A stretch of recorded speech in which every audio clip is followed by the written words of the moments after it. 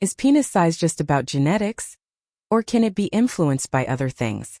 In this video, we'll break down what really determines penis size, from hormones and health to myths that just won't die. Welcome to the channel. I'm Dr. Zoe Hartley, and here we talk openly about men's health, aging, hormones, and everything in between. Today's topic: penis size. Not just how big, but why. Let's explore what science says.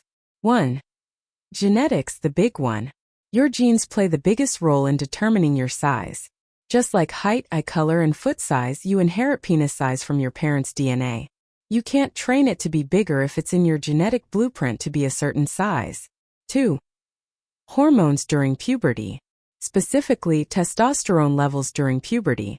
Low testosterone during adolescence can lead to underdevelopment. If there was a hormonal imbalance, it may affect final size. 3. Medical conditions or disorders. Conditions like Klinefelter syndrome, pituitary disorders, or childhood malnutrition can affect size. These are rare, but they do show how hormones and development matter. 4. Health, nutrition, and environment.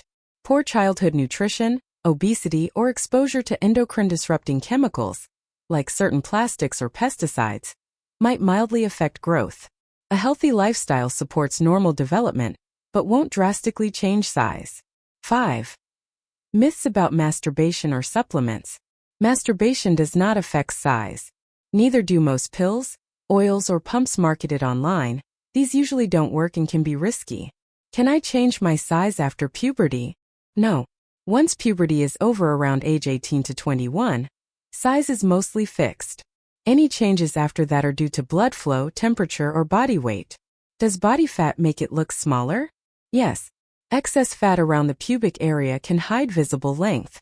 Losing weight can make your penis appear longer, even though actual size hasn't changed.